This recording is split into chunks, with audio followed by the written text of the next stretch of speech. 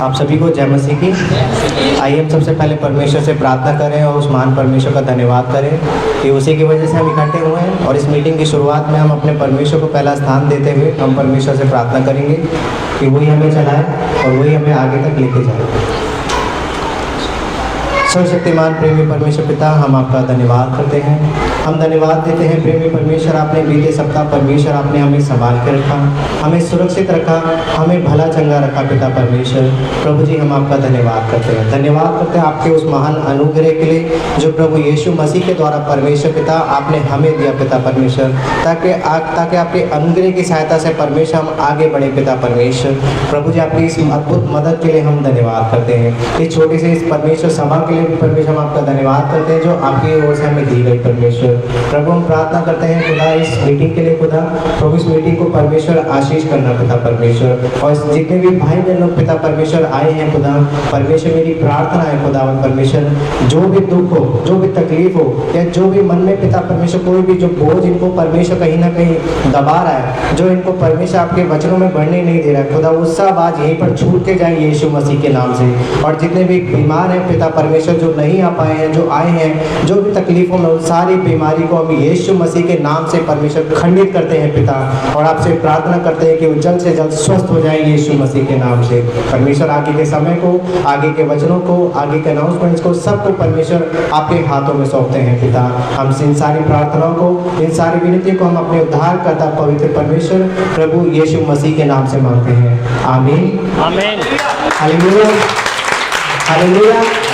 सोने वाले बोलो हालेलुया हालेलुया। जागने वाले बोलो हालेलुया हालेलुया। परमेश्वर का बहुत बहुत धन्यवाद हो। आप सभी को जय मसीह की। ये एमएमबी दिल्ली ऑफिशियल चर्च है। ये क्या कहते हैं, जो हमारे भाई जितने भी भाई बहन लोग जिनके पास चर्च नहीं है या फिजिकल चर्च अटेंड करना चाहते हैं वो आप हमारे साथ में जुड़ सकते हैं। यदि किसी भाई बहन को एड्रेस आने में कोई समस्या होती है तो हम अपना एड्रेस उनको बता दें कि ये उत्तम नगर वेस्ट है और पिलर नंबर 799 जस्ट उसके सामने, पिलर नंबर 699 उसके सामने कृष्णा गार्डन है। तो उसमें हमारी संगति हर सप्ताह लगती है। यदि कोई भाई या बहन जुड़ना चाहता है तो अपना नाम, अपना नंबर कमेंट सेक्शन में दे दें ताकि हमारी टीम आपके नंबर से आपको कोऑर्डिनेट कर सके। तो मैं चाहूँगा ब्रदर नीरज जी से तो एक बार दिल्ली एमएमबी चर्च को एक बार दिखा देंगे। भाई या बहन जुड़ना चाहता है तो अपना नाम, अपना नंबर कमेंट सेक्शन में दे दें ताकि हमारी टीम आपके नंबर से, ये हमारे के लिए एमएमबी ऑफिशियल चर्च है। एक बार आप सभी हाथ हिला सकते हैं, प्रेज लॉर्ड कर सकते हैं, जय मसीह कर सकते हैं। Hallelujah hallelujah hallelujah. परमेश्वर का बहुत धन्यवाद हो, परमेश्वर का बहुत बहुत धन्यवाद हो इस अद्भुत सभा के लिए, इस परिसर के लिए। आइए हम कुछ अनाउंसमेंट्स में जाएंगे। अपने सुसमाचार को प्रचार करने से पहले, वचन में जाने से पहले मैं कुछ अनाउंसमेंट्स देना चाहूँगा।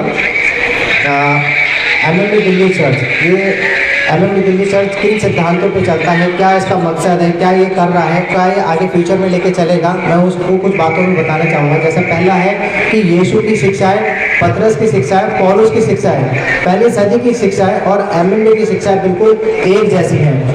यदि आप कोई भी भाई या बहन इस शिक्षा में करने में किसी को कोई समस्या होती है, कोई दिक्कत होती है, तो आप इन सब चीज़ों से, आप इन सब लोगों को देख सकते हैं कि इनकी शिक्षा में और एमएमबी शिक्षा में बिल्कुल भी कोई अंतर नहीं है। जैसे पहली सदी कलीसिया वचनों में चल रही थी, परमेश्वर में चल रही थी, वैसे एमएमबी की तमाम कलीसिया, एमएमबी पूरा एमएमबी ब्रांच क्या इसी इन्हीं शिक्षाओं पर चल रहा है। दूसरी अनाउंसमेंट ये है कि आप एमएमबी को कैसे देखते हैं या सुनते हैं, शिक्षा संस्था के नज़रिए से सुनते हैं या फिर परमेश्वर के राज्य के नजरिए से सुनते हैं। जैसा परमेश्वर का वचन कहता है कि और राज्य का यह सुसमाचार सारे जगत में प्रचार किया जाएगा। तो ऐसा ही इसी वचन के अनुसार जो एमएमबी चर्च क्या कर रहा है, वो सारे जगह जगह पर जाकर वचनों का सुसमाचार प्रचार कर रहा है। वो अपने आप को प्रेजेंट नहीं कर रहा है, ये एमएमबी उसको प्रेजेंट कर रहा है जिसने उसको बनाया है, वो है हमारा परमेश्वर यीशु मसीह। एक बार जोरदार तालियां हो जाए।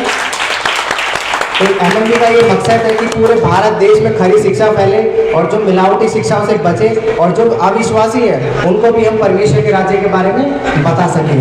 और दूसरा पॉइंट हम चलते हैं यहाँ पर, जो एक राज्य का जो प्रचारक होता है वो क्या होता है, आलोचना से क्या करता है, कभी भी नहीं डरता। मैं ऑनलाइन और ऑफलाइन में दोनों से कहना चाहूँगा, यदि आप एमएमबी से जुड़े हैं और आप एमएमबी से होकर आप परमेश्वर के राज्य के लिए कुछ कर रहे हैं तो बिल्कुल भी आलोचना से मत डरिए, क्योंकि जहाँ परमेश्वर ने कहा कि जो जो सुसमाचार प्रचार करेगा, जो वचन में जिएगा, वो क्या होगा, वो सताया जाएगा, वो किसी भी तरह से नहीं बख्शा जाएगा, वो सताया जाएगा। लेकिन हमें सताव को नहीं देखना है, हमें सताव को हटाने वाले परमेश्वर को देखना है, जिसने हमें परमेश्वर ने आज्ञा दी है। आगे हम चलेंगे, लिखा है कि राज्य का प्रचारक बाइबल के वचन से प्रचार नहीं करता है। जैसे कि एमएमडी के जितने भी भाई बहन लोग प्रचार कर रहे हैं यूट्यूब के माध्यम से, इंस्टाग्राम के माध्यम से, ऑनलाइन के माध्यम से, वो क्या कर रहे हैं, वो सब वचनों को लेकर ही प्रचार कर रहे हैं। क्योंकि हमारा आधार क्या है, एमएमडी का जो बेस है वो परमेश्वर का वचन है, वो उससे बाहर हम कुछ भी बात नहीं करते हैं। जिसमें से हम आगे कुछ और अनाउंसमेंट्स को देखेंगे।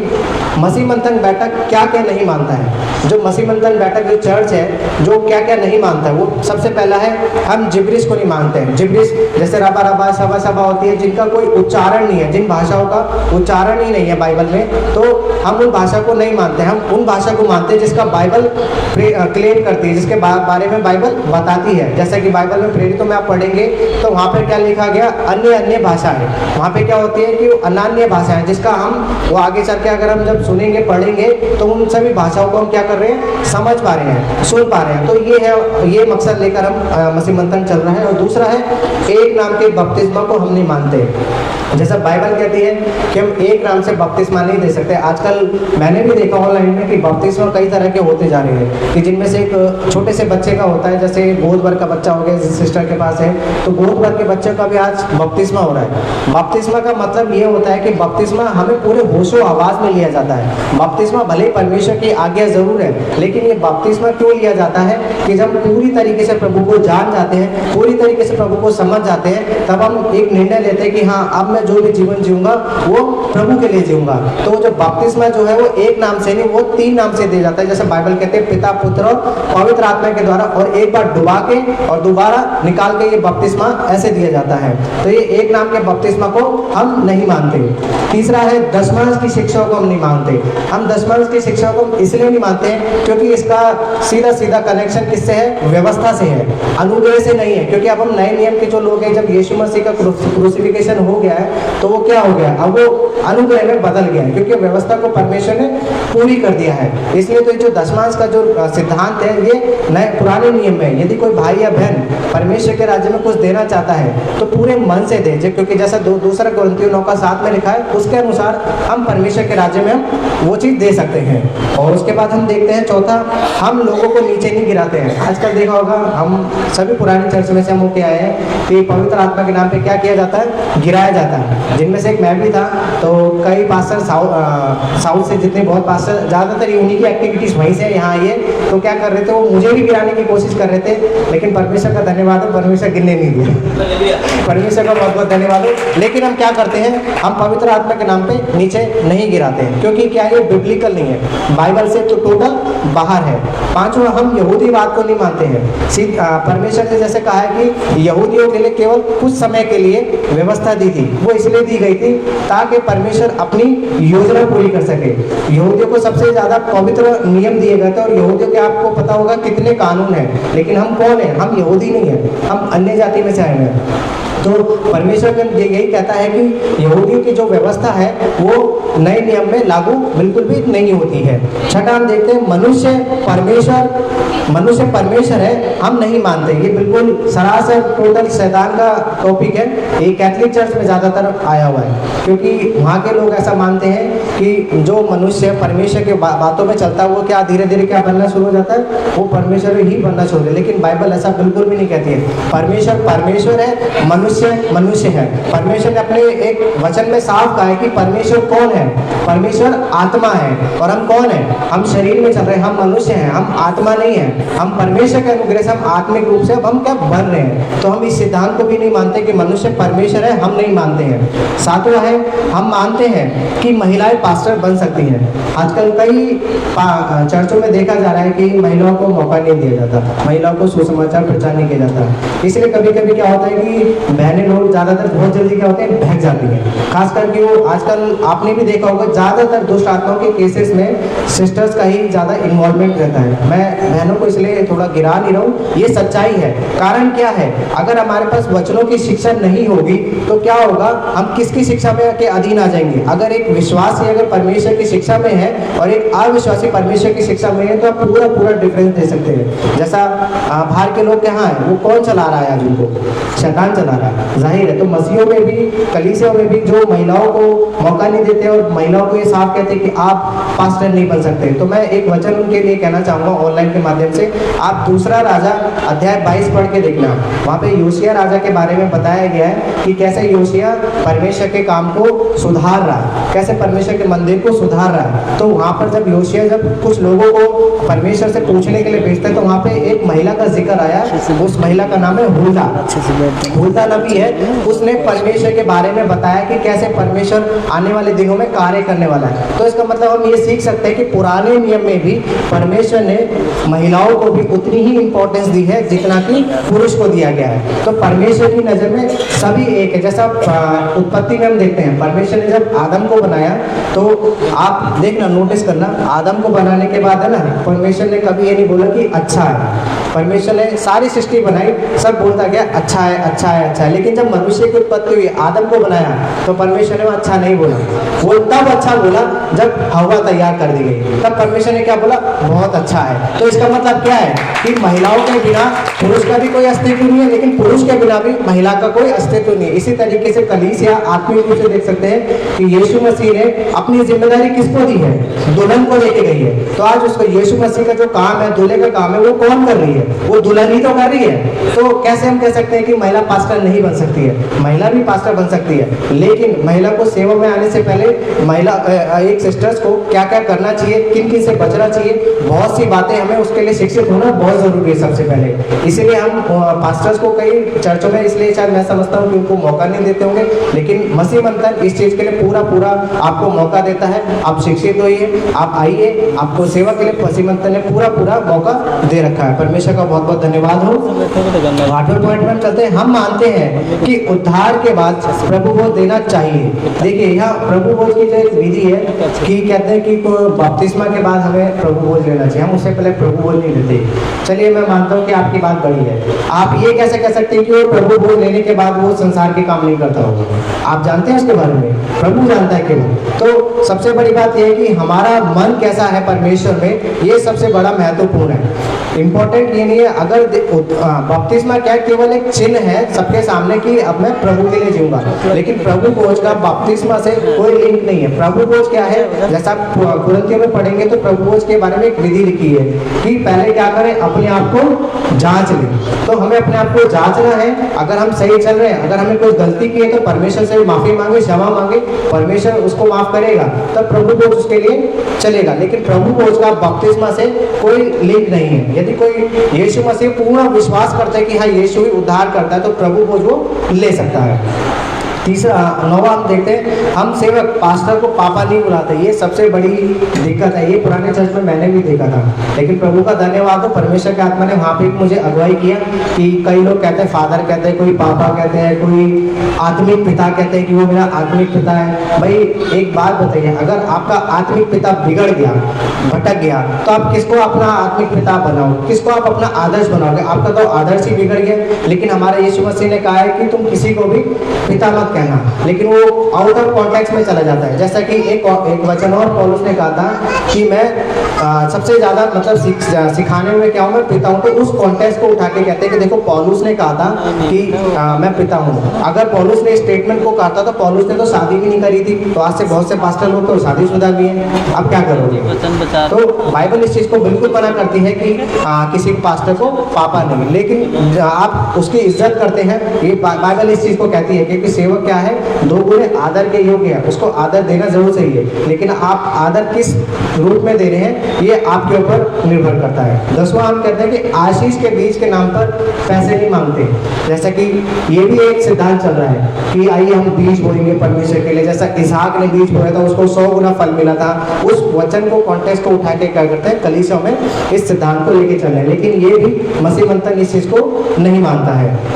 11वां, हम स्वागत वाला गीत नहीं गाते हैं। जैसा पुराने चर्चों में हमने सुना था कि आ पवित्र आत्मा आ, ऐसा गीत लेके सब गाते थे। ये टोटल क्या है, आपने देखा होगा, आप अभी भी चले जाना, अगर ये सॉन्ग कोई गा रहा होगा ना, सच्चाई से ज्यादा उसमें इमोशंस दिख रहे होंगे, भावनात्मक दिख रहे होंगे। वो भावनात्मक तभी तक है जब तक वो सॉन्ग चल रहा है। एक बार चर्च से बाहर निकल गए, शैतान कहेगा आजा तेरी भावना मैं निकालता हूँ, आज मैं बताता हूँ कि कैसे को बुलाते हैं। तो बल्कि ये हम परमेश्वर का धन्यवाद करते हैं कि जैसा पहला यूहन्ना 2:27 के अनुसार कहते हैं कि अब वो आत्मा हमारे अंदर क्या किया, बसा दिया गया।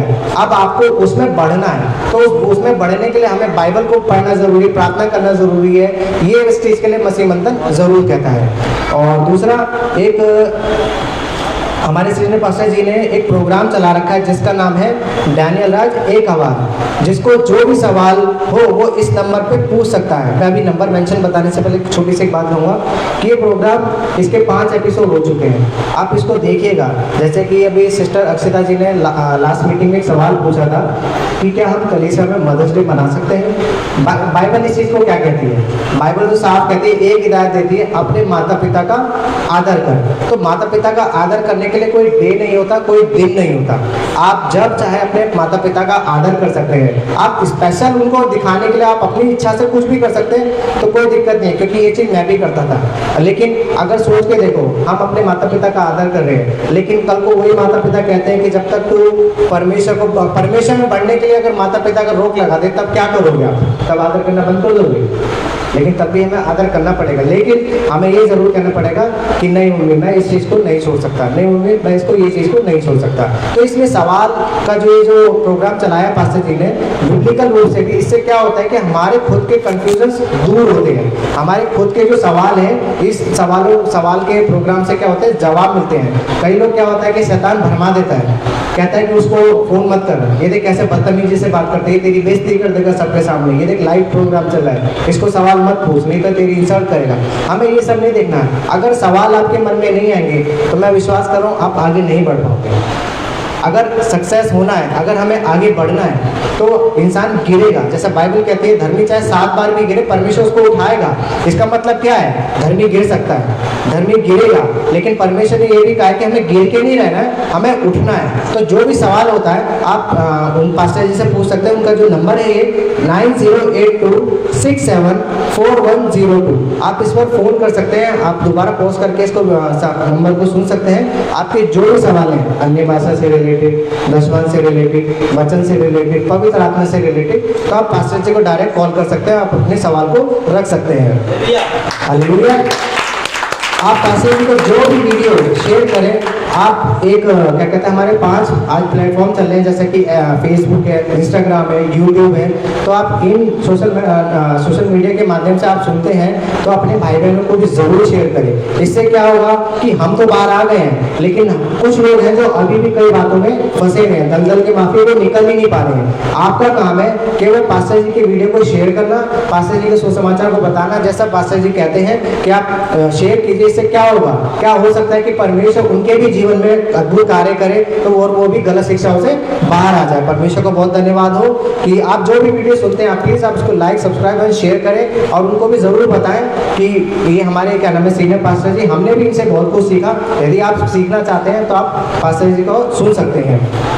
अंतिम सूचना में जाऊँगा, जो भी कोई MMB short term Bible college को जाना चाहता है, आप इस नंबर पे फ़ोन कर सकते हैं। यदि दिल्ली से है तो दिल्ली से भाई नीरज भाई का जो नंबर है 8130155725, ये भाई नीरज भाई का नंबर है। यदि दिल्ली से कोई भाई बहन जाना चाहता है तो आप भाई को कांटेक्ट कर सकते हैं। और जो उनका हेड ऑफिस का जो नंबर है 9982335777, ये एमएमबी ऑफिस का ये नंबर है। यदि कोई शॉर्ट टर्म बाइबल कॉलेज में जाना चाहता है तो आप उनसे पास्टर जी से कांटेक्ट कर सकते हैं। ये एमएमबी दिल्ली चर्च की कोई सूचना थी। एक बार जोरदार ताली बजाएं परमेश्वर के लिए।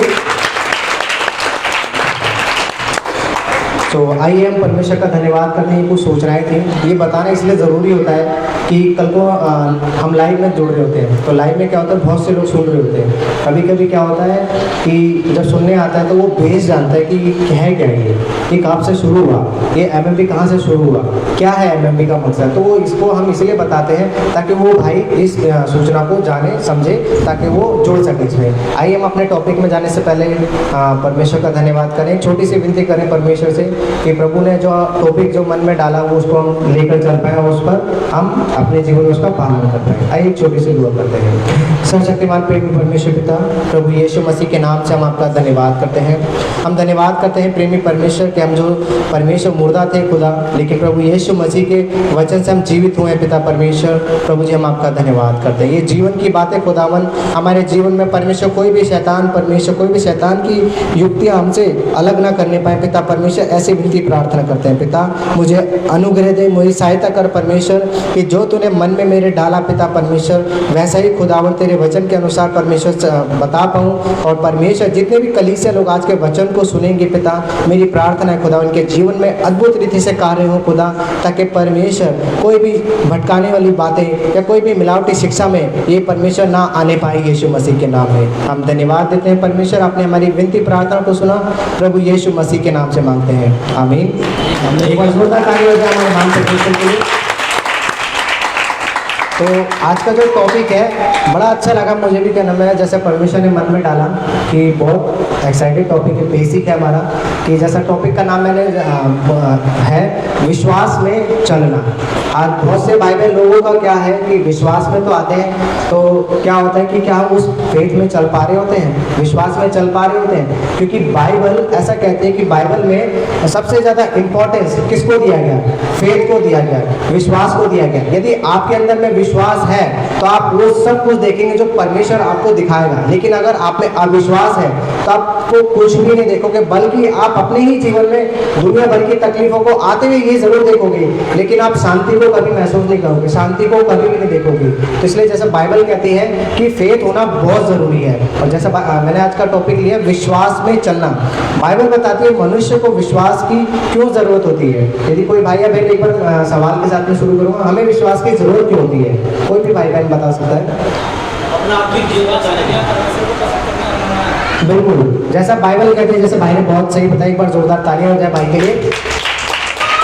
बाइबल बताती है, मेरे साथ में निकालेंगे बेटा, इब्रानियों की पत्री अध्याय 11 उसका वचन 6 पढ़ेंगे हम।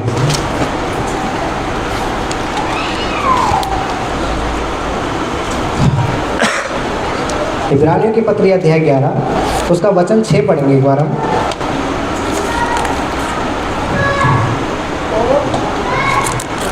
हाँ बिल्कुल पढ़िए, माइक दे दीजिए सिम्मा। कोई नहीं पढ़।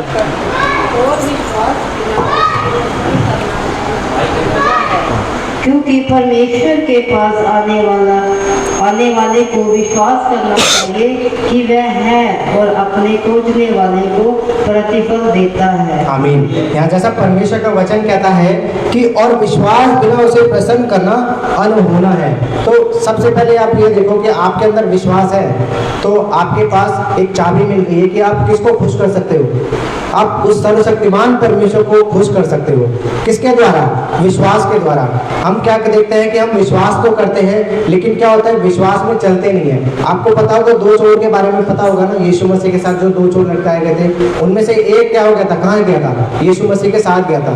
कारण क्या था? उसने कहा कोई बपतिस्मा लिया ना कुछ किया, लेकिन उसने क्या किया, उसने विश्वास किया। उसने ये विश्वास किया कि हाँ प्रभु मैं जानता हूँ आप राजा हैं, आप इस संसार के राजा नहीं लेकिन आप राजा जरूर हैं। तो उसने क्या कहा था कि मुझे भी स्मरण रखना, लेकिन उसने क्या किया, अपना विश्वास दिखाया। तो परमेश्वर ने भी उसको विश्वास के बदले में उसको क्या किया, प्रतिफल दिया। प्रतिफल में उसको क्या कहा यीशु मसीह ने कि आज ही तू मेरे साथ में कहाँ होगा। क्या बात है, सोच कर देखो, परमेश्वर ने जाते जाते भी एक क्रूस पर जाते जाते परमेश्वर एक मनुष्य को बचाता हुआ चला गया। एक बार जोरदार तालियां हो जाए परमेश्वर के लिए। क्योंकि बाइबल ऐसा बताती है कि विश्वास, आप अगर नए नियम में देखोगे ना, विश्वास को अगर काउंट करोगे तो मैंने गूगल पे सर्च किया था कि 287 बार विश्वास लिखा गया है नए नियम में, अकॉर्डिंग टू गूगल। मैंने गूगल में मैंने देखा था, सर्च किया था, तो 287 के आसपास में विश्वास विश्वास विश्वास लिखा हुआ है। तो मैंने समझा कि हाँ विश्वास बाइबल में बहुत इंपॉर्टेंट है। यदि एक प्रभु में विश्वास करने वाला आता है तो विश्वास के ही जरिए वो क्या करता है, वो सब कुछ पा सकता है। लेकिन अविश्वास रहेगा मन में तो कुछ भी नहीं पा पाएगा। आमीन। आइए हम कुछ बातों को देखते हैं। जैसा लिखा है कि विश्वास ही हमारे जीवन का आधार है जो हमें परमेश्वर में बने रहने में सहायता करता है। यदि आपका, जैसे हम देखते हैं कि आज हम दुनिया में घूमते हैं तो एक छोटी सी पहचान के लिए क्या बनाया गया, आधार कार्ड बनाया गया। उस आधार कार्ड के जरिए क्या होता है, हमारी थोड़ी सी पहचान आती है कि हाँ ये फलाना व्यक्ति है, ये यहाँ का रहने वाला है। तो उससे क्या होता है कि उसकी आइडेंटिटी बन जाती है कि ये हाँ हम इसको जानते हैं। तो उसी तरीके से विश्वास हमारे क्या है, जीवन जीवन का वो आधार बन जाता है कि परमेश्वर कहता है मैं इसे जानता हूँ, लेकिन अविश्वासियों के लिए परमेश्वर क्या कहता है, मैं नहीं जानता इन्हें। परमेश्वर ने इसलिए जब सबसे पहले यही कहा था, जब सुसमाचार प्रचार किया तो यीशु ने कहा कि मन फिराओ क्योंकि स्वर्ग का राज्य निकट आ गया है। सुसमाचार पर क्या करो, विश्वास करो। बिल्कुल, और जो विश्वास हुआ, जिन्होंने विश्वास किया, आप देख सकते हो पूरी बाइबल में विश्वासियों के ही द्वारा परमेश्वर ने ऐसे ऐसे काम किए हैं जो पढ़े लिखे के भी नहीं कर सकते, उनके दिमाग खराब हो जाएंगे कि हुआ कैसे। लेकिन जिनके द्वारा परमेश्वर ने काम किया है वो क्या था, उनके अंदर में केवल फेथ था, उनके अंदर कोई ज्ञान नहीं था, उनके अंदर कुछ भी ऐसी बातें नहीं थी जो उन्हें प्रभाव डाले, लेकिन उनके अंदर एक बात आ गई थी, वो था विश्वास। और विश्वास ही की वजह से क्या हो रहा था, परमेश्वर कई लोगों के बीच में उनके द्वारा, विश्वास के द्वारा अपने काम दिखाता हुआ जा रहा था। मेरे साथ में निकालेंगे इब्रानियों की पत्री अध्याय 12, इसी का अगला ही चैप्टर है, इब्रानियों की पत्री अध्याय 12, उसका वचन 2 पढ़ेंगे। और विश्वास के कर्ता और सिद्ध करने वाले यीशु की ओर ताकते रहें, जिसने उस आनंद के लिए जो उसके आगे धरा था लज्जा की कुछ चिंता ना करके क्रूस का दुख सहा और परमेश्वर के सिंहासन की दाहिनी ओर जा बैठा। आमीन। यहाँ पे बाइबल बताती है कि जो हमारा सबसे ज्यादा हमारा विश्वास का कर्ता है कौन, हमारा विश्वास का कर्ता प्रभु यीशु मसीह है। सोच के देखो कि यहाँ पे बाइबल कहती है और विश्वास के कर्ता और सिद्ध करने वाले यीशु की ओर ताकते रहो। यदि आप यीशु की ओर ताकते रहेंगे तो आपका विश्वास और मजबूत होता जाएगा। बाइबल ऐसे कहती है कि सिद्ध करने वाला, आपका विश्वास क्या होगा, जो ढीला होगा धीरे धीरे क्या होगा, सिद्ध होता जाएगा। क्योंकि यीशु मसीह कौन है, आत्मिक चट्टान है। अगर उस चट्टान पे आपका ध्यान होगा तो आपका विश्वास भी कैसा होता जाएगा, चट्टान की तरह मजबूत होता जाएगा। आमीन। यहाँ पे लिखा हुआ है कि और विश्वास के कर्ता और सिद्ध करने वाले यीशु की ओर ताकते रहे, जिसने उस आनंद के लिए जो उसके आगे धरा था लज्जा की कुछ चिंता ना करके क्रूस का दुख सहा और परमेश्वर के सिंहासन की दाहिनी ओर जा बैठा। परमेश्वर को बहुत धन्यवाद हो। सोच के देखो, यीशु मसीह के आगे बहुत सी चीजें रखी गई थी, लेकिन यीशु मसीह ने उनको क्या कर दिया, नकार दिया। किसके लिए, आपके और मेरे लिए। उनको पता था कि मैं किस तरीके से, मैं पृथ्वी पर मेरा क्या हाल होगा, किस तरीके का दुख मुझे सहना पड़ेगा, लेकिन उन्होंने क्या चुना, उन्होंने दुख को चुना। आज विश्वासी लोग भी क्या कर रहे हैं कि विश्वास तो करते हैं कि हाँ मैं परमेश्वर में विश्वास करता हूँ, लेकिन जैसे संडे हो गया, आज हमारा संडे का दिन होता है, तो बहुत सी बहनों का, भाइयों का संडे ड्यूटी लगता है, समझता हूँ मैं भी। 4 संडों में से एक संडे कुछ ऐसे कभी कभी आ जाते हैं कि बॉस कहता है कि या तो ड्यूटी कर ले या चर्च जा ले, सीधी सी बात है, ऐसा कहता है ना, रोकता है। तो आप ऐसे में क्या करते हैं, कई विश्वासी लोग करते हैं चलना चर्च कौन जाएगा, हम तो बॉस के पास ही जाएंगे, भाई नौकरी नहीं होगी तो हमारा घर कैसे चलेगा, हमारी जरूरत पूरी कैसे होगी। तो हम क्या करते हैं, क्या ये विश्वास में चलना हुआ क्या, जाहिर है ये विश्वास में समझौता हो जाएगा। मानता हूँ कि कोई कोई परिस्थितियाँ ऐसी होती है, लेकिन जब ऐसी परिस्थिति अगर आ जाए, आपको विश्वास को चुनना है या फिर अपने अपने संसारिक जरूरतों को चुनना है, तो आप ऐसे में सोच के देखो आप क्या करोगे। क्योंकि मैं भी बीते दिनों में जिस जॉब में मैं भी था, मुझे भी कहा था कि क्या कहते हैं कि जब मैं प्रभु में नहीं था, एक छोटी सी गवाही के साथ मैं आगे की बात को पहुंचाऊंगा कि जब मैं प्रभु में नहीं था तो बीच में मुझे ऑफिस से दरखास्त कर दिया गया था। तो उन्हीं 6-7 महीने मैं खाली बैठा रहा, उन्हीं 6-7 महीने में मैंने प्रभु को जाना। मेरा एक दोस्त है, वो मुझे प्रभु के बारे में बताता था, तो मैंने साफ कहा था, मैं कहा अगर तेरा परमेश्वर है ना तो तेरे से क्यों बात करेगा, मेरे से ही बात कर सकता है, उसके लिए कोई बंदिश नहीं है। अगर वो है मेरे पास आए, मुझसे बात करे, मैं बिल्कुल उस पर विश्वास करूंगा। और विश्वास करना, परमेश्वर ने बात ऐसी बात करी थी कि मान ही नहीं सकते, सच में ऐसी बात करी थी कि मैंने अपने चर्च में गवाही दी थी। तो परमेश्वर को बहुत धन्यवाद हो कि मैं विश्वासी कुछ इस तरीके से बना था। लेकिन उसके बाद फिर कठिनाई आनी शुरू हो गई, परिवार वाले रोकने लगे कि तू इसको भी मान उसको भी मान। मैंने अपने घर वालों से यही कहा, मैं कहा आप रिश्तेदार वालों को भी खुश कर लो, आप मुझे को भी देख लो, तो आप किसको देखो, ज़्यादा किसको चुनोगे, आप रिश्तेदार को लेके चलोगे या अपने बेटे को लेके चलोगे। तो वो नहीं बोलते थे, तो बहुत सी तकलीफें आई, लेकिन मैंने परमेश्वर का अनुग्रह से, मैं खुद कहता हूँ परमेश्वर का धन्यवाद करता हूँ, मैंने अपने विश्वास को कभी नहीं छोड़ा। मैं परमेश्वर को बहुत बहुत धन्यवाद करता हूँ कि परिस्थितियाँ आपके जीवन में भी आएगी, आप विश्वास करना, अगर आप परमेश्वर पे विश्वास करते हो परिस्थितियाँ आपको पकड़ के रहेंगी, वो नहीं छोड़ेगी। लेकिन आपने विश्वास को पकड़ के छोड़ा तो परिस्थितियां आपको छोड़ के चली जाएंगी यीशु मसीह के नाम में। आमीन। जैसे एक उदाहरण देना चाहूंगा, उत्पत्ति में आपको पता है कि उत्पत्ति में केवल 4 ही लोग थे इस पृथ्वी पर। कौन थे वो 4 लोग? जब सृष्टि की शुरुआत हुई थी, जब पृथ्वी पर आदम ने पाप कर दिया था, 4 ही लोग थे, आदम, हवा, केन, हाबिल। जब भेंट देने की बारी आई थी तो किसकी भेंट कबूल हुई थी? जो अच्छे हाबिल की भेंट कबूल थी। केन की क्या हुई थी? भेंट कबूल नहीं हुई थी। क्यों नहीं हुई थी? केन के मन में क्या था? गुस्सा भरा रहता था, उसके मन में गुस्सा इतना भरा हुआ था अपने भाई के प्रति। क्यों? क्योंकि हाबिल जो करता था वो वही करता था जो एक विश्वासी को करना चाहिए। आज के टाइम में भी क्या करता? हाबिल अपने भाई से प्रेम करता था। क्यों? क्योंकि ये परमेश्वर की उस टाइम व्यवस्था नहीं थी, लेकिन वो उसके मन में विश्वास था कि अगर मैं ऐसा करूंगा तो ये गलत है। लेकिन उसने उसी विश्वास के अनुसार जब परमेश्वर को जब भेंट चढ़ानी चाहिए तो सोच के देखो, परमेश्वर ने उसकी भेंट का और उसका दोनों का क्या किया? आदर किया। लेकिन उसने भी एक विश्वास के चलते उसने कीमत चुकाई थी, और वो कीमत थी उसकी मौत हो गई थी। क्या हो गया था? केन ने हाबिल की हत्या कर दी थी। क्यों हुआ था ऐसा? कारण ऐसे ही हुआ था कि ये शुरू से ही शैतान के अंदर तकलीफ है कि जो विश्वासी विश्वास में चल रहा है, जो प्रभु का जब विश्वास में चल रहा है, शैतान उसको पकड़ेगा, उसको नहीं छोड़ेगा, क्योंकि ये जानता है कि ये एक अकेला बंदा ही है जो मेरे साम्राज्य को खत्म करने की ताकत रख सकता है। क्योंकि शैतान जानता है कि एक विश्वास के पीछे कौन खड़ा है।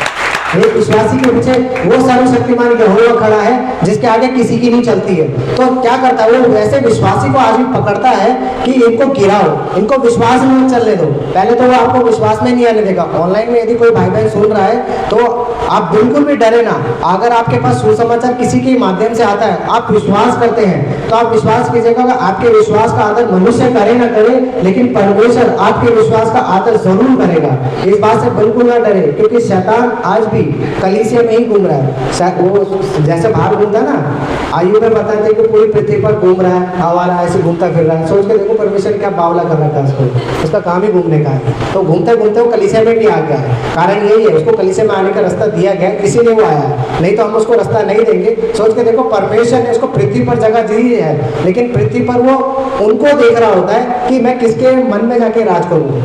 परमेश्वर ने तो उसको इजाजत नहीं दी है ना, वो तो घूम रहा है ऐसे ही, गेड़ी मार रहा है, वो तो आवारागर्दी कर रहा है, लेकिन वो ढूंढता है ऐसा वो है कि मैं कहाँ पे जाऊँ और अपना काम शुरू करूँ। तो पकड़ेगा वो चर्च को पकड़ेगा, उसको पता है ये चर्च के लोग ही हैं जो मेरा खात्मा कर सकते हैं, ये विश्वास के वो लोग हैं जिनकी वजह से मेरा साम्राज्य खत्म हो जाएगा। तो बाइबल ऐसा कहती है कि अगर आप यीशु को ताकेंगे तो आप विश्वास में बने रहेंगे, आप परिस्थिति को ताकेंगे, परिस्थिति को देखेंगे तो आप अविश्वास में बनते चले जाएंगे। क्यों? क्या होगा? शैतान का सबसे बड़ा मकसद यही है। शैतान क्या चाहेगा? उसको आपसे कोई तकलीफ नहीं है, आपके पहनावे से कोई तकलीफ नहीं है, आपको वचन का भी ज्ञान है, आपने बाइबल कॉलेज भी किया हुआ है, प्रभु का धन्यवाद हो, लेकिन उसको इस बात से भी तकलीफ नहीं है। तकलीफ उसको इस बात से है कि जो विश्वास का आत्मा आपके अंदर डाला गया है, जो पवित्र आत्मा के द्वारा हमें विश्वास दिया गया है, उसके द्वारा हम जो काम करते जा रहे हैं, उसको उससे तकलीफ है। क्यों? क्योंकि वो अब विश्वास में क्या कर रहा है? ग्रो कर रहा है, बढ़ रहा है, वो अपने विश्वास में कहीं ना कहीं समझौता नहीं कर रहा है। तो शैतान इस बात से उसको तकलीफ होना शुरू हो जाती है। आप विश्वास करना, इस हफ्ते करके देखना, और आप अपने जीवन में जरूर देखोगे कि शैतान, प्रभु की महिमा आएगी, लेकिन उससे पहले शैतान घुस के आ जाएगा, वो छोड़ेगा नहीं आपको। लेकिन क्या है कि हमें अपने विश्वास में क्या करना है? बने रहना है, विश्वास में हमें चलते रहना है प्रभु यीशु मसीह के नाम में। आगे हम देखेंगे विश्वास में चलने का मतलब क्या है। विश्वास में चलने का मतलब क्या है? यदि आज हम एक विश्वास करते हैं प्रभु पे तो उसका मतलब क्या है? चलने का मतलब क्या होता है? तो आज हम कुछ पॉइंट्स को देखेंगे। तो सबसे पहला पॉइंट यही है कि विश्वास में चलने का मतलब सबसे पहले हम देखेंगे कि परमेश्वर के वचन को जाने।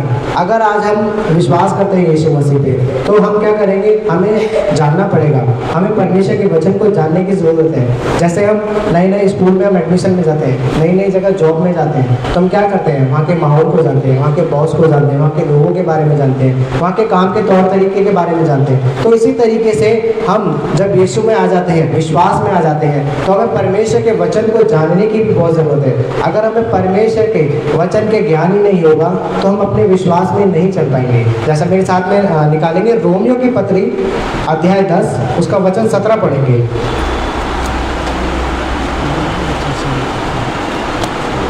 रोमियो की पत्री अध्याय 10 उसका वचन 17।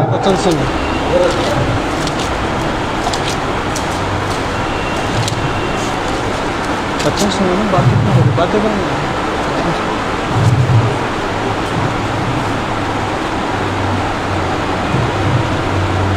मिल गया किसी को? तो मैं पढ़ दूँ। लिखा है, अतः विश्वास सुनने से और सुनना मसीहा के वचन से होता है। तो एक विश्वासी के चाल चलन में सबसे पहले ये होना चाहिए कि हमें परमेश्वर के वचन को जानना जरूरी है। अब परमेश्वर के वचन को जानने में हम अपना समय नहीं निकालेंगे, परमेश्वर के वचन को नहीं पढ़ेंगे, तो क्या होगा, हम अपने विश्वास में ही नहीं चल पाएंगे। जैसे एक बच्चा होता है ना कि धीरे धीरे चलना शुरू करता है, वो गिरेगा। जाहिर है आपको परमेश्वर का वचन जब आप पढ़ेंगे, भले ही आपको समझ नहीं आए, ये गिरना ही होता है, लेकिन इसका मतलब ये नहीं है कि आप आपको समझ ही नहीं आएगा। कई लोग ऐसा होता है कि बाइबल पढ़ते हैं, कहते हैं मुझे बाइबल नहीं समझ में आती है, बाइबल समझ में नहीं आती है, तो क्या करते हैं, वो क्विट कर देते हैं, वो पढ़ना बंद कर देते हैं। जाहिर है कि बाइबल इतनी जल्दी समझ में आएगी नहीं, लेकिन आप बाइबल को पढ़ना शुरू करेंगे, आप उसको चाहे पढ़ते रहिए, नहीं भी समझ में आ रहा है आप पढ़िए, परमेश्वर आपको जरूर समझाएगा। ये परमेश्वर का वादा है उससे। जैसे एक और उदाहरण मैं लूंगा कि जैसे उत्पत्ति में याकूब से जब मल्लयुद्ध हुआ परमेश्वर का, तो याकूब ने क्या किया था, किसी को पता है याकूब ने क्या किया था? जब परमेश्वर जाने लगा था, जब सुबह हो रही थी, जब परमेश्वर कह रहा था कि मेरे को जाने दो, परमेश्वर खुद कह रहा है, लेकिन याकूब ने क्या पैर पकड़ लिया था, मेरे को जब तक तू आशीर्वाद नहीं देगा, मुझे ब्लेस नहीं करेगा, तुझे जाने नहीं दूंगा, चाहे सुबह हो जाए, चाहे दिन निकल जाए, कुछ भी हो जाए, तुझे नहीं जाने दूंगा। आप बाइबल को पकड़ के बैठे रहो, परमेश्वर आप मुझे आज नहीं समझाएंगे, मुझे आप कल समझाएंगे, लेकिन मैं पढ़ूंगा परमेश्वर के अनुग्रह से। लेकिन परमेश्वर का ये वादा है, आप अपना समझ पर दिखाएंगे, आप विश्वास से परमेश्वर को जानना शुरू करेंगे, तो परमेश्वर अपने बारे में भी आपको बताएगा। इससे क्या होगा, हमारा विश्वास और ग्रो करेगा और बढ़ता जाएगा। मेरे साथ में एक वचन और निकालेंगे, कुलुसियों की पत्री अध्याय 3, कुलुसियों की पत्री अध्याय 3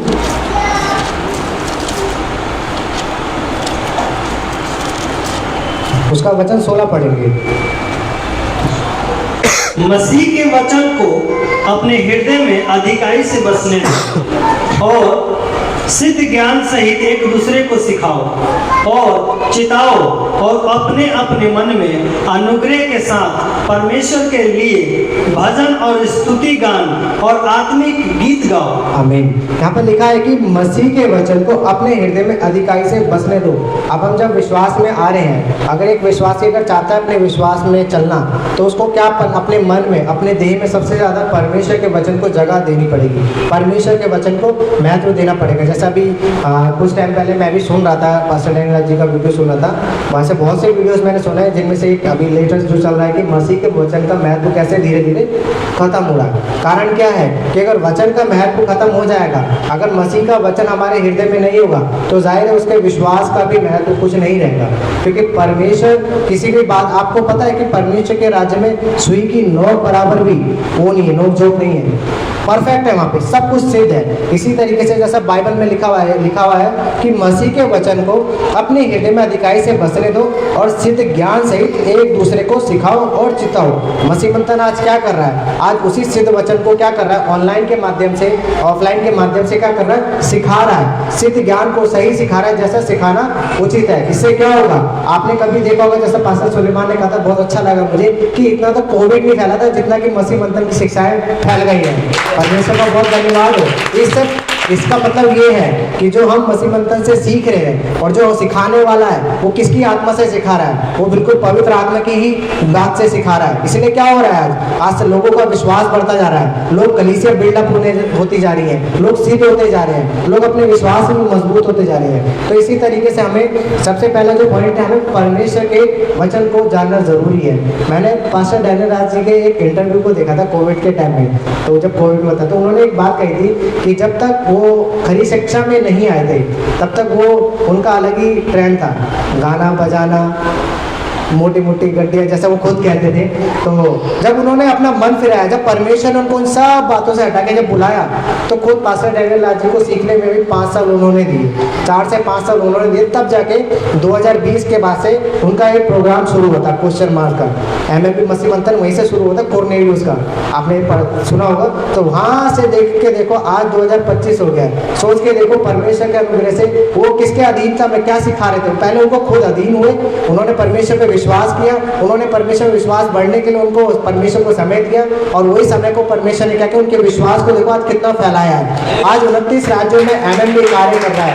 परमेश्वर को बहुत बहुत धन्यवाद हो। कि यही होता है कि एक विश्वास को, एक विश्वासी का चाल चलन ये होना चाहिए। उसमें एक पहली बात ये होनी चाहिए कि परमेश्वर के वचन को जानने की भूख होनी चाहिए, परमेश्वर को वचन को जानना चाहिए। दूसरा पॉइंट हम देखेंगे, क्योंकि हाँ एक चीज़ और मैं बताना भूल गया, क्योंकि परमेश्वर के वचनों पर ध्यान करना हमारे विश्वास को क्या करता है, मजबूत करता है। जैसा यीशु मसीह ने बताया था अध्याय 7 में हम देखते हैं कि कुछ बातें बताई थी जिनमें से परमेश्वर ने उदाहरण देते कि यदि कोई मेरी बात मानता है तो वो कैसा है, वो चट्टान की तरह मजबूत है। लेकिन जिसका विश्वास रेत पे होगा तो क्या होगा, आंधी आएगी, तूफान आएंगे, सब कुछ आएगा, उस पर परिस्थिति आएगी, परिस्थितियाँ उस पर क्या करेंगी, दबा देंगी उसको। लेकिन एक विश्वासी का ध्यान अगर परमेश्वर के वचन में होगा तो उसको कोई भी नहीं दबा पाएगा।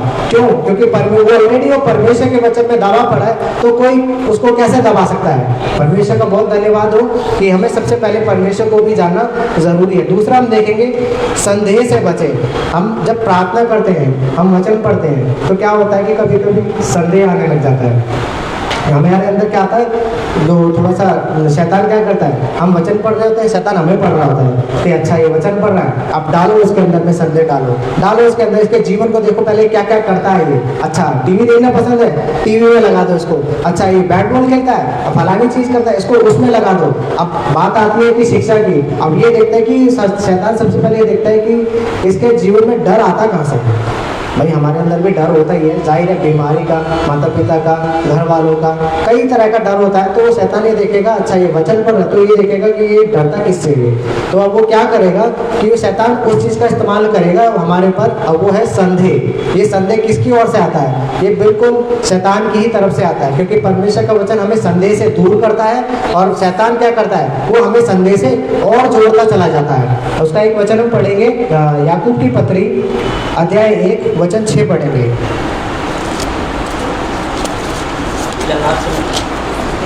याकूब की पत्री अध्याय 1, ये आपको मिलेगी, इब्रानियों के बाद मिलेगी। सोने वाले बोलो हालेलुया, जागने वाले बोलो हालेलुया, हालेलुया। याकूब की पत्री अध्याय 1 उसका वचन 6 पढ़ेंगे। ओके।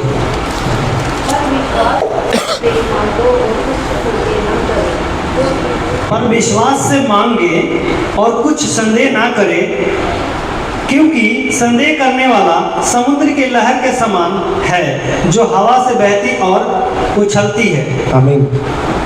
यहाँ पर लिखा है कि पर विश्वास से मांगे और कुछ संदेह ना करें, क्योंकि संदेह करने वाला समुद्र की लहर के समान है, जो हवा से बहती और उछलती है। यहाँ हम देखते हैं जब परिस्थितियाँ कठिन हो जाती हैं तब भी परमेश्वर की योजना पर भरोसा रखें। अब जब धीरे धीरे जब एक विश्वासी बढ़ने लगता है, देखा आपने कभी पेड़ जब धीरे धीरे बढ़ने लगता है, उसमें फल फूल आने लगते हैं, तो उसको कुछ लोग ऐसा होता है उसके फल पकने से पहले क्या करेंगे, तोड़ने लग जाते हैं। तो ये शैतान भी कुछ ऐसे ही करने लगता है हमारे जीवन में। ये देखता है कि अच्छा ये विश्वास में मजबूत हो रहा है, ये पक रहा है, तो क्या करेगा, वो हमारे ऊपर डायरेक्ट अटैक नहीं करेगा, लेकिन वो संदेह डालने के द्वारा क्या करेगा, वो हमें खुद ही नहीं बढ़ने देगा। एक व्यक्ति क्या होता है, अगर एक पेड़ का पालन पोषण ना किया जाए, ठीक है, तो क्या होगा, वो नहीं बढ़ पाएगा। तो उसी तरीके से एक विश्वासी अगर परमेश्वर के वचन से अपने आप को पालन पोषण नहीं करेगा तो क्या करेगा, संदेह उसको घेरेगा, संदेह उसको पकड़ेंगे। फिर कोई ना कोई, जैसे बाइबल कहती है ना कि अगर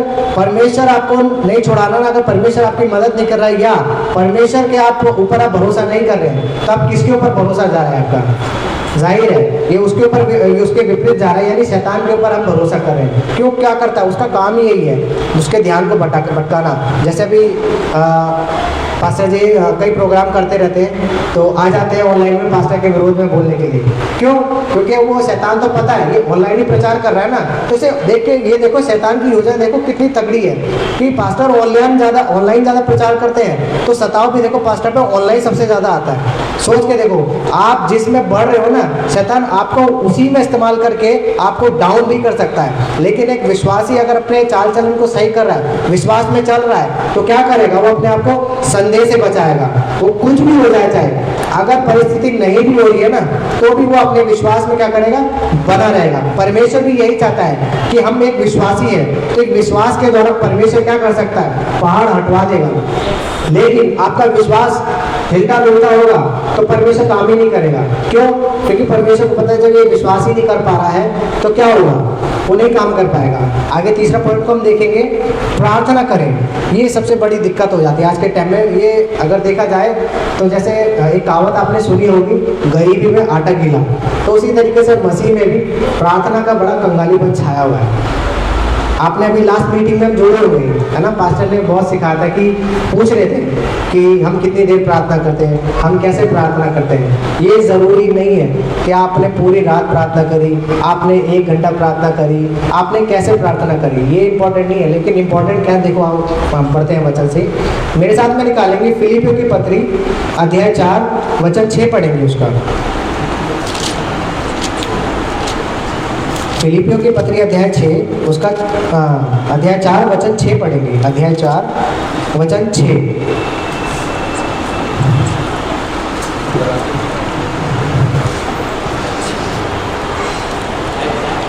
अध्याय 4 वचन 6 मैं पढ़ देता हूँ।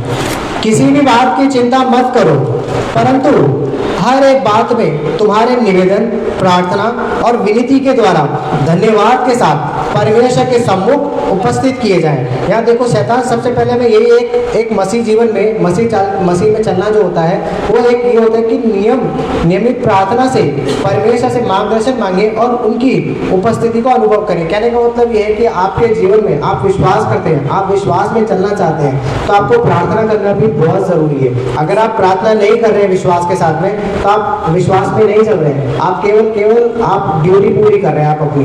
जैसा कहता है ना कि कोई हमें टारगेट दिया जाता है हमें कि हम बस ये टारगेट तक का हमारा सीमित है, उसके बाद हमारा कुछ नहीं करेंगे, एक्स्ट्रा कुछ भी काम नहीं करेंगे। तो उसी तरीके से मसीह में भी आजकल ये नियम बन गया है कि चलो प्रार्थना कर लेते हैं, नहीं तो परमेश्वर नाराज हो जाएगा, नहीं तो हमारा ये हो जाएगा, हमारे जीवन में कुछ नहीं। लेकिन हमें प्रार्थना करनी कैसे है? हमें प्रार्थना सबसे पहले अपने लिए इसीलिए करनी जरूरी है, प्रार्थना इसलिए करनी जरूरी है क्योंकि एक विश्वासी को मजबूत केवल प्रार्थना ही करती है और कोई नहीं कर सकती है। जैसा भी पास्टर जी अभी पिछले मीटिंग में बता रहे थे कि प्रार्थना, यीशु मसीह प्रार्थना क्यों करते थे, उन्होंने कई लोगों ने जवाब दिए थे। जाहिर है प्रार्थना परमेश्वर की वो सामर्थ्य को देती है जो हमें कहीं नहीं मिल सकती। परमेश्वर ने सोच के देखो एक योजना के साथ एक मसीह को यहाँ पे रखा है कि हमें मेहनत करनी है, लेकिन प्रभु में जो मेहनत हम करते हैं परमेश्वर उसके बदले उसका क्या करता है, प्रतिफल देता है। तो हमें क्या करनी है, हमें प्रार्थना करना बहुत जरूरी है। आप सोच के देखो, कई लोग आज भी कहते हैं कि ब्रदर मैं 1-1 घंटा प्रार्थना करता हूँ, ब्रदर मैं ये प्रार्थना करता हूँ, मेरे जीवन में कुछ नहीं हो रहा है, ये वो हमने भी सुना है। तो मैंने ये अब उनसे मैं ये सवाल पूछना चाहता हूँ कि भाई मेरे बहन, आप जो भी प्रार्थना कर रहे हैं आप किस रीति से कर रहे हैं? क्योंकि यहाँ देखो वचन कहता है किसी भी बात की चिंता मत करो। बाइबल साफ कहती है, बाइबल पूरा मना करती है कि चिंता मत करो। क्यों ना करो? क्योंकि परमेश्वर को हमारी सारी चिंताओं का ध्यान है। लेकिन शैतान इस वर्ड को भी हमारे अगेंस्ट हथियार के रूप में क्या करता है, इस्तेमाल करता है कि इनके मन में डालो, ये प्रार्थना करने जा रहे हैं उससे पहले इनकी चिंताएं इनके मन में डाल दो ताकि प्रार्थना ही ना कर पाए। प्रार्थना करें तो प्रार्थना में विश्वास कम, संदेह ज्यादा दिखने लग जाता है। तो क्या होता है कि हमारा प्रार्थना हम बड़बड़ करने तो लग जाते हैं, लेकिन क्या होता है, विश्वास नहीं दिख रहा होता है। जैसा यीशु मसीह ने भी कहा था कि जो अगर तुम प्रार्थना करने जाओ तो किसके नहीं ना करो, बिल्कुल प्रार्थना आप इसलिए करो कि आपका विश्वास मजबूत हो, आपका परमेश्वर के साथ संबंध मजबूत हो। अगर आपका परमेश्वर के साथ संबंध मजबूत होगा तो सोच के देखो फिर तो बात ही क्या रहेगी। हम भी यही चाहते हैं कि इनफैक्ट बल्कि यीशु मसीह भी यही चाहता है कि हम प्रार्थना में मजबूत बने। कुरान अगर नए नियम में आप देखोगे तो यीशु मसीह की सबसे छोटी प्रार्थना आपने देखी होगी यूहन्ना में, जब लाजर को जलाने जा रहे थे। बस लाजर को जलाने से पहले उसने क्या किया, यीशु मसीह ने बस छोटी सी कुछ वर्ड्स कहे, पिता मैं तेरा धन्यवाद करता हूँ तूने मेरी सुनी है। वो इसलिए परमेश्वर ने ये दिखाया कि तूने जो भेजा है मुझे, मैं तेरी ही ओर से आया हूँ। सबसे छोटी प्रार्थना, सोच के देखो, सबसे छोटी प्रार्थना और सबसे बड़ा चमत्कार। आमीन, परमेश्वर का बहुत बहुत धन्यवाद हो। ये क्या था, ये विश्वास है।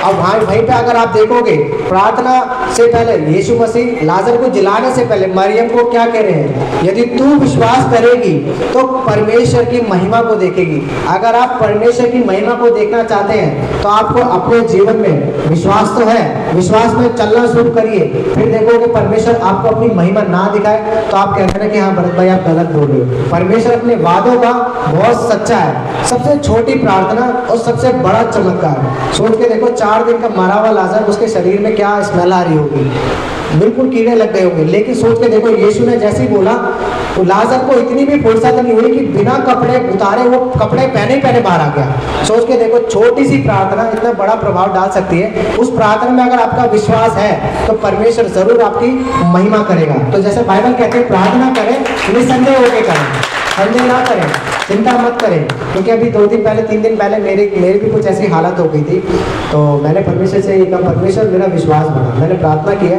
अगले दिन ही तकलीफें आने शुरू हो गई। मैंने परमेश्वर से कहा परमेश्वर विश्वास बढ़ाने के लिए कहा था, तकलीफें बढ़ाने के लिए नहीं कहा था। लेकिन परमेश्वर ने धक्का धन्यवाद हो कि हम जो प्रार्थना में परमेश्वर से मांगते हैं ना, आप अगले दिन जब देखोगे तो सोच के देखना कि आपने परमेश्वर से प्रार्थना में मांगा क्या है, परमेश्वर आपको वो जरूर देगा। लेकिन आप उन चीज़ों से मत डरिए जो चीज़ आपको देने की बजाय क्या करें आप उनसे बैक स्लाइड होते जाते हैं। परमेश्वर कभी आपको गिरने के लिए हालात नहीं देगा, परमेश्वर आपको बढ़ने के लिए हालात आएंगे ताकि हमारा क्या करे, विश्वास बढ़े। चौथा पॉइंट हम देखेंगे इसमें, चौथा है परमेश्वर की इच्छा को स्वीकार करें। ये सबसे बड़ी बहुत इंपॉर्टेंट बात ये भी है कि एक विश्वासी का एक अपने मन में, उसके माइंड में बस एक ही विचार होना चाहिए, अगर अब मैं मसीह में आ गया हूँ तो मुझे किसकी इच्छा पूरी करनी है, मुझे परमेश्वर की इच्छा को पूरी करनी है। किसी पास्टर की इच्छा नहीं पूरी करनी है, किसी विश्वासी की इच्छा पूरी नहीं करनी है, हमें इच्छा किसकी पूरी करनी है, परमेश्वर की इच्छा को पूरी करनी है। मेरे साथ में वचन निकालेंगे नीति वचन की पुस्तक अध्याय 3,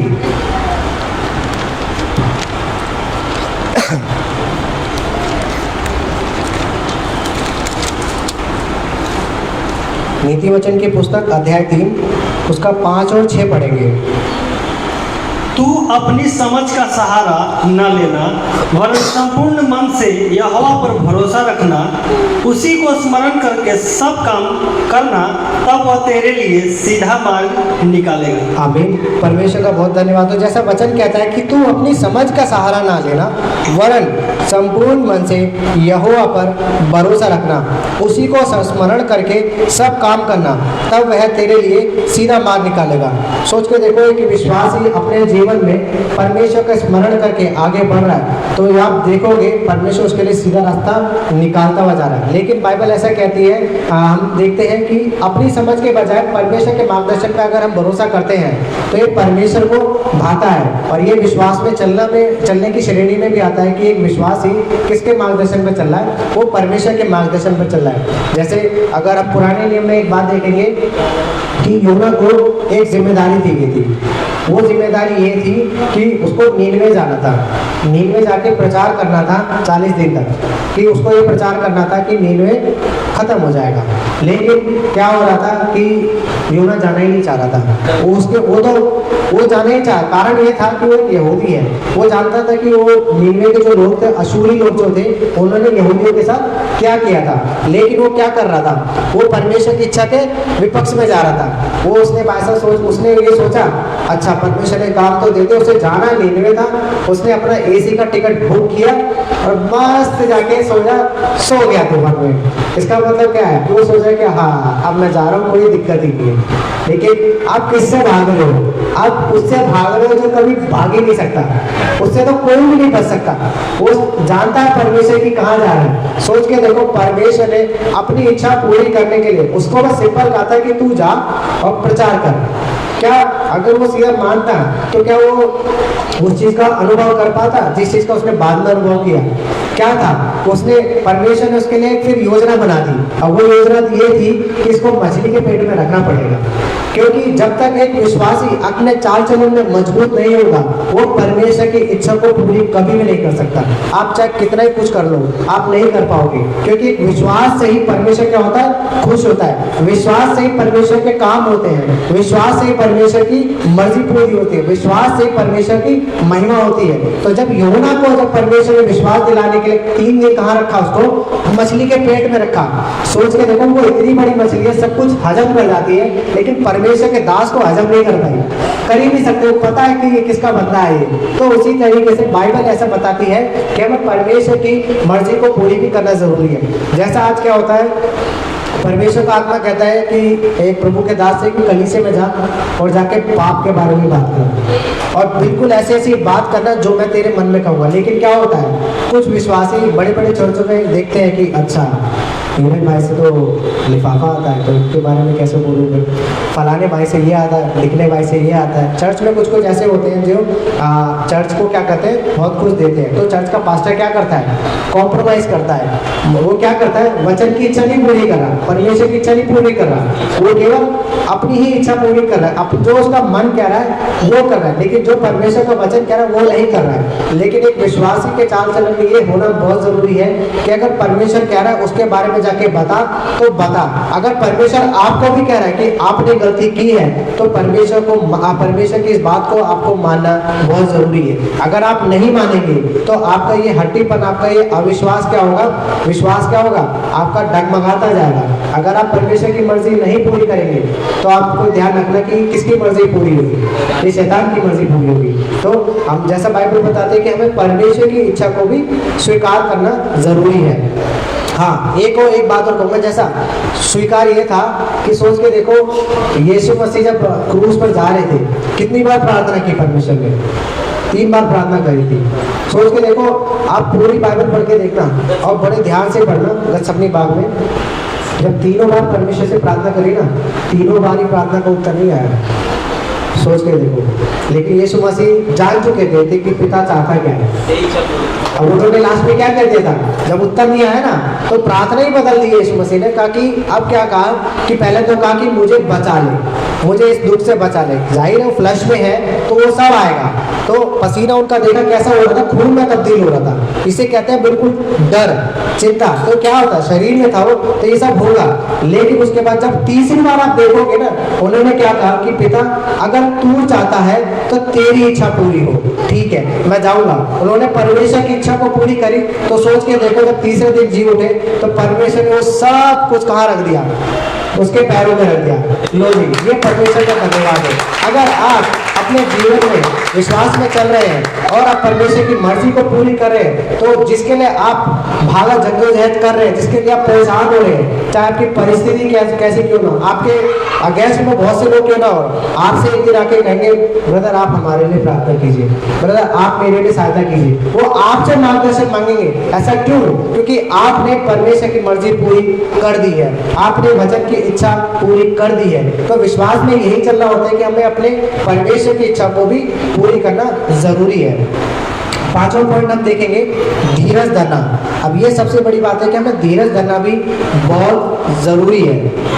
मेरे साथ में निकालेंगे भजन संहिता की पुस्तक अध्याय 37 वचन उसका 7।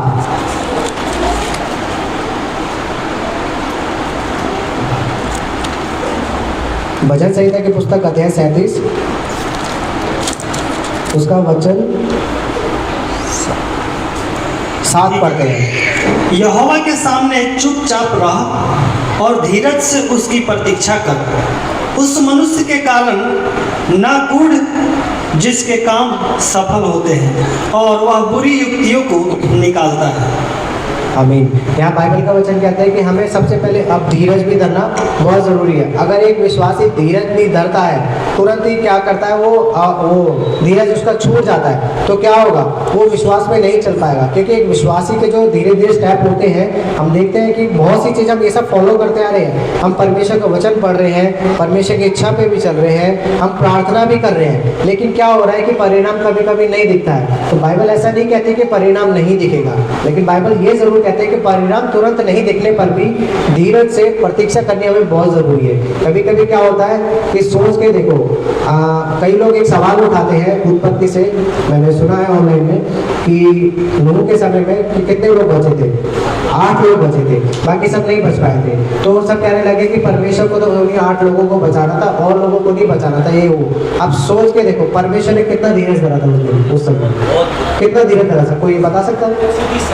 बिल्कुल ब्रदर, एक बार जोरदार तालियां हो जाए पर। बिल्कुल नोआ का जहाज बनते बनते 120 वर्ष हो गए थे। सोच के देखो 120 वर्ष तक परमेश्वर ने अपना क्रोध रोक के रखा, क्यों? और वो सुसमाचार भी प्रचार कर रहा था कि बारिश आएगी, बाढ़ आएगी, आप विश्वास करो। लेकिन वो क्या कर रहे थे? मजाक कर रहे थे, हंस रहे थे, ठट्ठा कर रहे थे। तो क्या परमेश्वर उनको बचाना नहीं चाहता था? परमेश्वर आज भी सबको बचाना चाहता है। जैसे बाइबल कहती है कि वो हर एक को बचाना चाहता है, वो हर एक के लिए कुर्बान हुआ है। लेकिन अब आपके ऊपर डिपेंड करता है कि आप विश्वास करना चाहते हो या नहीं चाहते हो। तो सोच के देखो हमें कितना धीरज धरना जरूरी है। आज भी देखो कलीसिया उठाई नहीं गई है। कितने साल हो गए यीशु मसीह को जिंदा उठाए हुए? 2025 साल हो गए ना। सोच के देखो कि कितना धीरज परमेश्वर धर रहा है। तो उसी तरीके से एक विश्वासी को भी अपने जीवन में धीरज धरना बहुत जरूरी है। अगर आप धीरज धरोगे तो आप ये सोच के देखो आपका इससे विश्वास भी और क्या होगा? मजबूत होता जाएगा। छठवीं बात को हम देखेंगे, धन्यवाद देना ना भूलें। मेरे साथ में निकालेंगे पहला थिस्सलुनीकियों अध्याय 5 वचन 18 को पढ़ेंगे।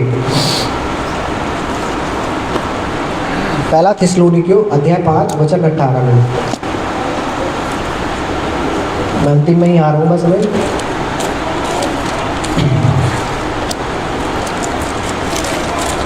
पहला थिस्सलुनीकियों अध्याय 5 वचन 18। हर बात में धन्यवाद करो, क्योंकि तुम्हारे लिए मसीह यीशु में परमेश्वर की यही इच्छा है। आमीन। यहाँ लिखा है हर बात में धन्यवाद करो, क्योंकि तुम्हारे लिए मसीह यीशु में परमेश्वर की यही इच्छा है। हमें परमेश्वर का धन्यवाद भी करना बहुत जरूरी है। हमें तब धन्यवाद नहीं करना जब हमारे पास सब कुछ है, हमें तब भी धन्यवाद करना चाहिए परमेश्वर का जब हमारे जीवन में कुछ नहीं हो रहा है। हम परमेश्वर से बहुत प्रार्थना कर रहे हैं। सोच के देखो कि एक 12 साल से बहने वाली स्त्री, उसका लहू बह रहा था, लेकिन उसके मन में क्या बैठा हुआ था? एक ही चीज बैठी हुई थी बस, वो था फेथ, वो था विश्वास। और वो विश्वास में ही चलती भी जा रही थी। उसको ये भरोसा था कि जिस दिन यीशु यहाँ से गुजरेगा उसके कपड़े में छू लूंगी और क्या होगा? मैं चंगी हो जाऊंगी। तो उसने क्या किया? उसमें मन में विश्वास रखा। और अगर आप धन्यवाद देते हैं परमेश्वर को, आप कुछ भी नहीं हो रहा परमेश्वर के आपके जीवन में, तो परमेश्वर का तब भी आप धन्यवाद करें, क्योंकि परमेश्वर ऐसे धन्यवाद को परमेश्वर अपने लिए इस्तेमाल करता है। और ऐसे धन्यवाद को तो और भी ज्यादा परमेश्वर क्या करता है? आदर करता है। जैसे उदाहरण के तौर पे आप देखेंगे जब पौलुस और सिलास वचन का प्रचार कर रहे थे, जब उसने एक स्त्री के अंदर से क्या निकाल दी? दुष्ट आत्मा निकाल दी थी। तो कहाँ चले गए थे वो? हैं? बिल्कुल जेल में चले गए थे, कैद में चले गए थे। लेकिन आप वहां पे देखोगे वो कैद में भी वो चुप नहीं थे। वो क्या कर रहे थे? वो स्तुति कर रहे थे, वो परमेश्वर का धन्यवाद कर रहे थे। आप अगर हर परिस्थिति में परमेश्वर का धन्यवाद करेंगे तो आप परमेश्वर को ये भाता है, और परमेश्वर तब भी आपने अपनी महिमा करेगा। सोच के देखो जब पौलुस और सिलास ने परमेश्वर को स्तुति और धन्यवाद का बलिदान चढ़ाया था, तो परमेश्वर ने कैसा भूकंप लाया था? पूरी पृथ्वी पर नहीं आया, लेकिन ऐसा भूकंप आया केवल उस जेल की नींव हिली, पूरी बिल्डिंग नहीं गिरी, नींव हिली। क्यों? केवल बंधन टूटे वहां पे। वो जो जिस कैद में थे बंधन टूट चुके थे। आप धन्यवाद करो परमेश्वर का। परमेश्वर आपके जीवन में भी वो सब बंधन को तोड़ने की सामर्थ्य रखता है। कारण ये है कि हम धन्यवाद तब देते हैं जब हमारे पास सब कुछ आ जाता है। लेकिन हमारे पास जब कुछ ना भी हो ना, आप परमेश्वर को धन्यवाद देके देखो, परमेश्वर आपके बंधनों को भी जरूर तोड़ेगा यीशु मसीह के नाम में। सातवां पॉइंट हम देखेंगे, विश्वास की रखवाली करना।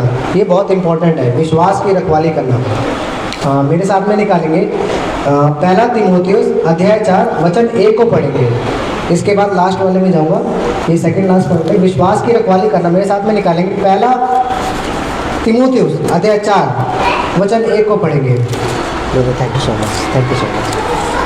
परंतु आत्मा स्पष्टता से कहता है कि आने वाले समयों में कितने लोग भरमाने वाली आत्माओं और दुष्ट आत्माओं की शिक्षाओं पर मन लगाकर विश्वास से बहक जाएंगे। देखो ये आ गया ना बात उस पर, विश्वास पे। अगर एक विश्वासी अपने विश्वास में नहीं चल रहा है तो आत्मा स्पष्टता से कह रहा है, पवित्र आत्मा साफ रीति से कह रहा है कि आने वाले समयों में कितने लोग भरमाने वाली आत्माओं और दुष्ट आत्माओं की शिक्षा पर मन लगाकर विश्वास से बहक जाएंगे। सोच के देखो, अगर हम विश्वास में चलना चाहते हैं तो हमें ये जो स्टेप्स जो मैंने बताए हैं, प्रार्थना करना, वचन को जानना, धन्यवाद करना, धीरज करना, अगर हम इस चीज़ को हम करते रहेंगे अपने जीवन में तो क्या होगा, हमारे विश्वास की खुद रखवाली होगी। हमारा विश्वास मजबूत तो रहेगा ही रहेगा, वरन बल्कि दूसरे के विश्वास को भी हम गिरने से क्या कर सकते हैं, बचा सकते हैं। क्योंकि कलीसिया को परमेश्वर ने पृथ्वी पर इसीलिए रखा है कि कलीसिया विश्वास योग्य रहेगी,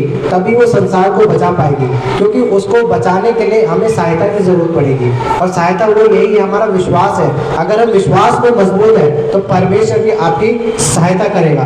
तो इसी तरीके से कहता है कि खरे वचनों की शिक्षा में हमें बने रहना बहुत जरूरी है। आज हम जो परमेश्वर को बहुत धन्यवाद हो कि एक टाइम पे सदी सदी जब परमेश्वर अपने लोगों को खड़ा करता है खरी शिक्षा में, तो क्या करता है, तो हमें खरी शिक्षा को सुनना ही नहीं है, हमें शेयर भी करना है, और उस खरी शिक्षा में हमें बने भी रहना बहुत जरूरी है। क्यों? क्योंकि एक विश्वासी का ये कर्तव्य उसकी ड्यूटी है, क्योंकि उसको ये करना बहुत जरूरी है। और उसमें हम आगे इसी एक वचन में और देखेंगे, पहला तीमुथियुस अध्याय 6 उसका वचन 20 और 21 को पढ़ेंगे।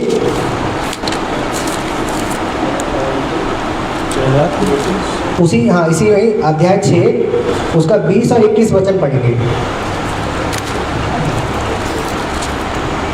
एक तीमुथियुस, इस थाली की रखवाली कर, और जिस ज्ञान को ज्ञान कहना भी भूल है, उसके अशुद्ध बकवास और विरोध की बातों से परे रहे। आगे अगला इतने इस ज्ञान का अंगीकार करके विश्वास से भटक गए हैं। सोच के देखो, ये पौलुस तीमुथियुस को ये वचन लिख रहा है, विश्वास के बारे में तीमुथियुस को आगाह कर रहा है पौलुस कि हमें क्या करना है। हे तीमुथियुस, इस धरोहर की रखवाली कर। ये कौन सी हमें धरोहर दी गई, वो है विश्वास की धरोहर, यानी विश्वास की हमें रखवाली करनी है। और जिस ज्ञान को ज्ञान कहना ही भूले, उसके अशुद्ध बकवास और विरोध की बातों से परे रहे। हम जो ज्ञान सीख रहे हैं, मसीह का ज्ञान कह रहे हैं, बाहर के लोग क्या कहते हैं, क्या सीखते रहते हैं, क्या ये मसीह की बातें करते रहते हैं, पवित्रता की बातें, तो उनके लिए क्या है, उनके लिए तो सब ये बकवाद ही है। हमें क्या करना है, उनकी इन बातों से क्या करना है, बच के रहना है, क्योंकि ये बातें क्या करते हैं, हमारे विश्वास को गिराने में काम करती है। तो हमें क्या करना है, इसीलिए पौलुस साफ कह रहे हैं कि बच अलग ही रहे, इनके बीच में इनसे बहस ही मत करो,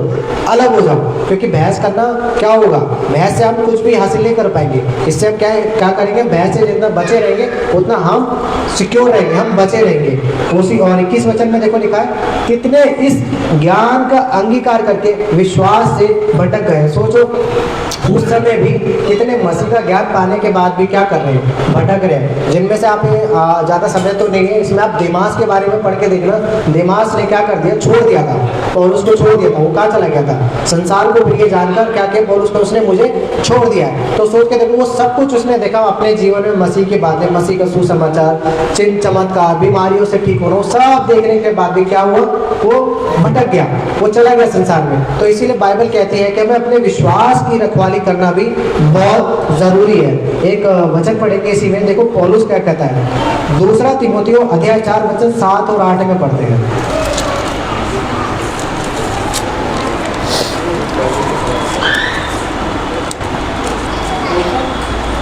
दूसरा तीमुथियुस अध्याय 4 वचन 7 और 8 को पढ़ें।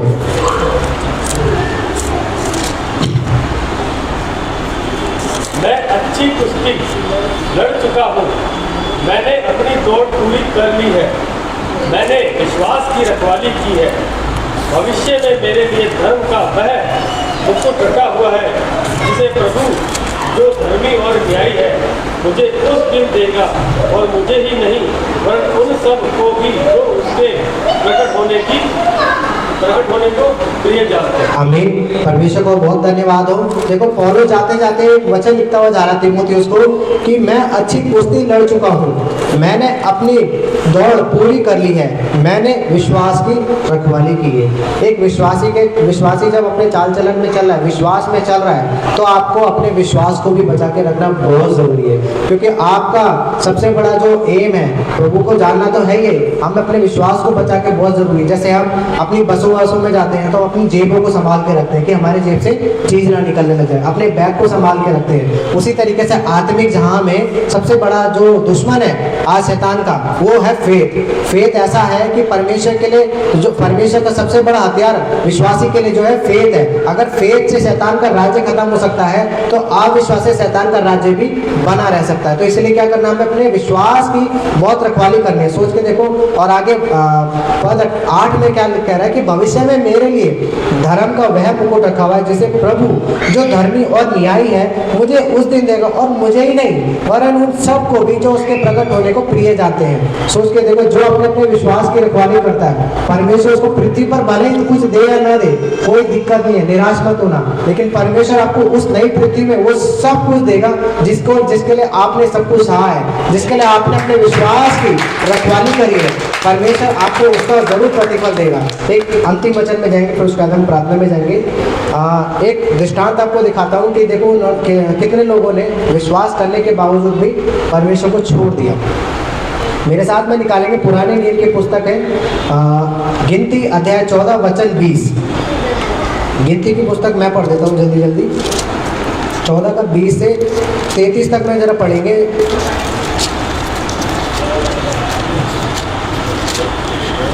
20 से 33 अध्याय 14 वचन 20 लिखा है, यहोवा ने कहा तेरी विनती के अनुसार मैं क्षमा करता हूँ, परंतु मेरे जीवन की शपथ सचमुच सारी पृथ्वी यहोवा की महिमा से परिपूर्ण हो जाएगी।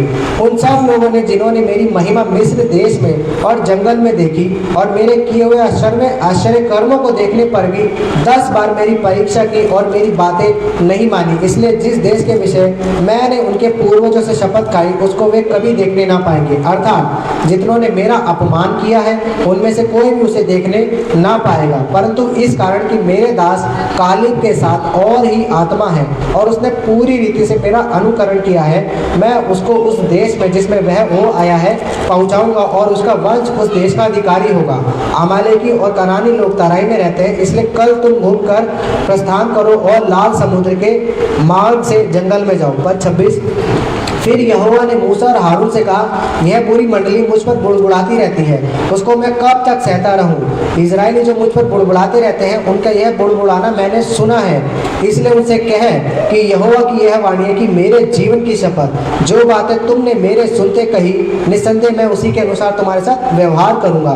तुम्हारे शव इसी जंगल में पड़े रहेंगे और तुम सब में से 20 वर्ष के या उससे अधिक आयु के जितने गिने गए थे और मुझ पर बुड़बुड़ाते थे उनमें से यपुन्ने के पुत्र कालेब और नून के पुत्र यहोशू को छोड़ कोई भी उस देश में ना जाने पाएगा जिसके विषय मैंने शपथ खाई है कि तुमको उसमें बसाऊंगा। परंतु तुम्हारे बाल बच्चे जिनके विषय तुमने कहा है कि वे लूट में चले जाएंगे उनको मैं उस देश में पहुंचा दूंगा और वे उस देश को जान लेंगे कि जिसको तुमने तुच्छ जाना है।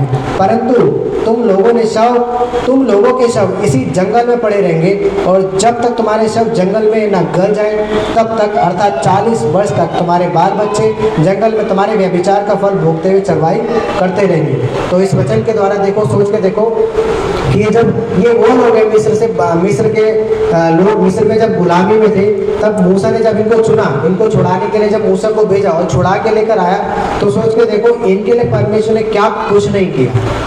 ऐसा कुछ नहीं था जो परमेश्वर ने कुछ नहीं किया।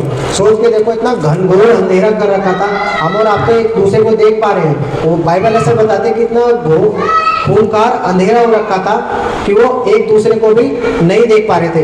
परमेश्वर ने उनके लिए अंतिम जो चिन्ह चमत्कार किए थे, सोच के देखो वो भी लाल समुद्र को भी 2 हिस्सों में बांट के दिखा दिया।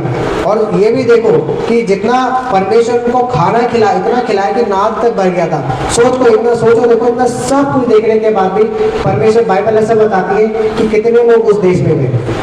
केवल पुरानी जितनी भी पीढ़ी परमेश्वर को पुकार रखी थी, पुरानी पीढ़ी में से केवल 2 ही लोग गए उस देश में, बाकी नई पीढ़ी गई है। आप देख लेना उसमें पढ़ के कि नई पीढ़ी गई है। कारण क्यों था? अगर आप इब्रानियों 3:11 में पढ़ेंगे, इन्होंने क्या नहीं किया, इन्होंने ये अविश्वास की दशा में रह गए। यहाँ पे सोच के देखो, अगर हम विश्वास में चलना बंद कर देंगे, विश्वास में चलना शुरू ही नहीं करेंगे, तो सोच के देखो कि जिस दिन अगर रैप्चर हुआ ना या कलीसिया उठा ली गई तो गए हम सब, फिर तो कोई बचने का चांस ही नहीं होता है। तब तो आपका आपका कोई विश्वास भी मजबूत नहीं कर पाएगा। क्यों? क्योंकि उस टाइम परिस्थिति इतनी खराब हो जाएगी, इतनी बदतर हो जाएगी कि विश्वास करना भी मुश्किल हो जाएगा। क्योंकि जैसे यीशु मसीह ने भी कहा था कि अंत के दिनों में क्या होगा, क्या होगा? प्रेम ठंडा हो जाएगा, अंधकार का साम्राज्य बढ़ेगा और ऐसे में लोगों का विश्वास क्या होगा? जाता रहेगा। तो क्या होगा? हमें विश्वास में, हमें जब तक मौका मिला हुआ है तो हमें विश्वास में चलना बहुत जरूरी है। अपने विश्वास को बचाना बहुत जरूरी है। हम विश्वास तो करते हैं लेकिन विश्वास में चलते नहीं है। हमें विश्वास में चलना भी बहुत जरूरी है। मेरी प्रार्थना है परमेश्वर इस वचन के द्वारा आप सभी को आशीष दे। आप सभी को जय मसीह की।